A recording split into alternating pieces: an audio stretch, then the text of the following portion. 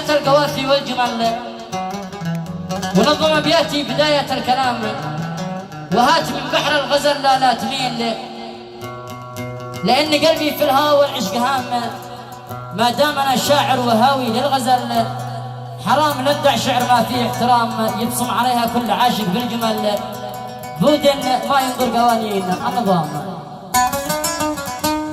قصيدة شعرية من كلمات الشاعر علي يحيى الدوسي، يلحنها محمد العباسي ويعزف بعد الفنان أحمد مروان وبالإيقاع خالد.